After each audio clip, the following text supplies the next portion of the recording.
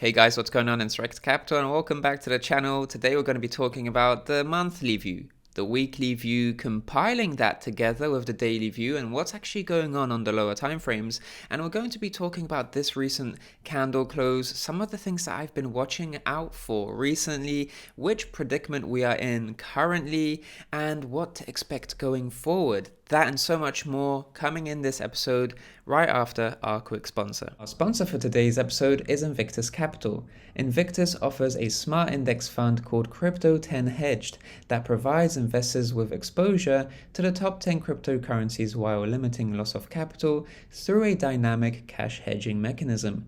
The fund dynamically adjusts its crypto exposure by an algorithm developed by the Invictus Quant team to reduce volatility and enhance returns. When the market goes down, the fund moves into interest-bearing cash holdings and pivots back into crypto when the market rebounds. To mitigate concentration risks for investors, the fund caps holdings of individual cryptos at 15% while rebalancing the fund weekly. The team does their due diligence and assesses each coin before it becomes eligible to enter the fund. Check out the link in the description down below to learn more about the Crypto 10 Hedged Fund by Invictus Capital and invest today. Awesome, so let's dive right into the video. This is the monthly level. You guys know all about this monthly level, this being the resistance, and now this being the support for this current November candle.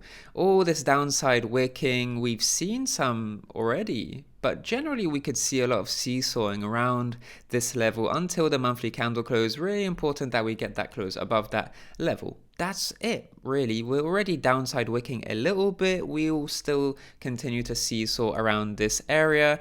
But generally what I want to talk to you about is yesterday's tweet where I spoke about a problem.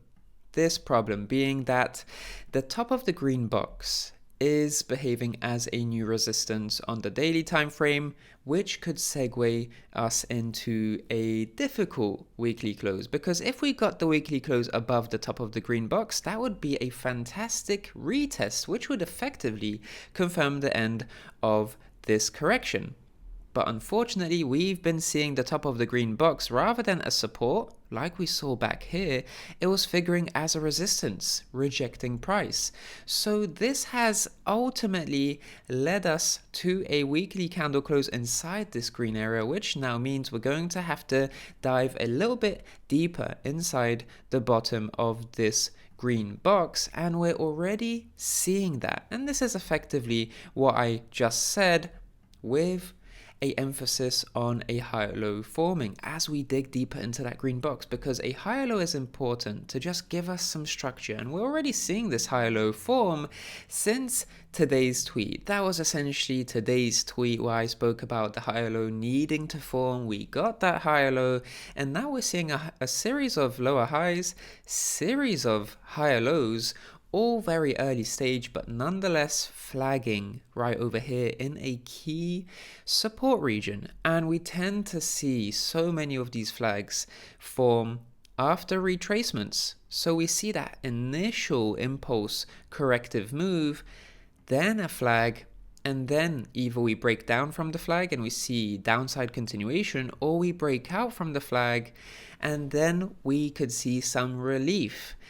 But there's no point in guessing this entire structure. Where are we going to break out? Because generally, it's just very simple to watch out for those two scenarios. Lose this trend line, and we're going to see a bit of downside continuation deeper in towards the green area, maybe even wicking below it, much like we saw wicks below this area right over here. But by the same token, this trend line breaking, then we'd see a breakout towards the upside, maybe a relief to form a lower high here. Whatever the case may be, I'll update you once we're there. But generally speaking, this is the flagging structure to watch out for. Those are the two key levels.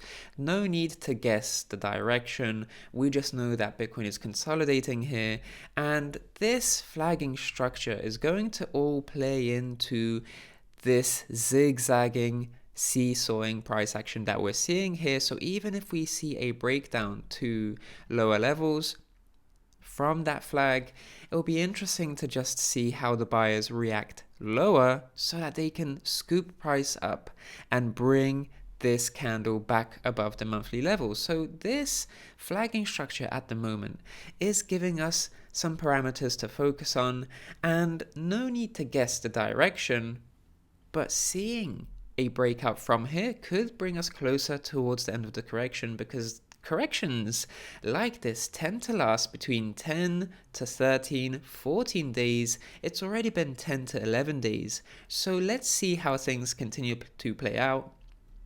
In any case, that's about it for today's video. Remember about the Black Friday sale.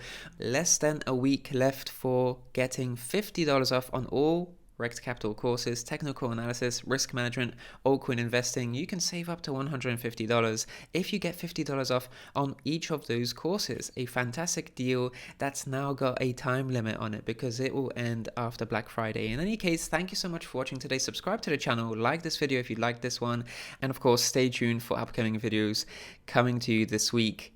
Thank you so much for watching today. I'm Rekt Capital, and I'll speak to you in the next one. Speak to you soon.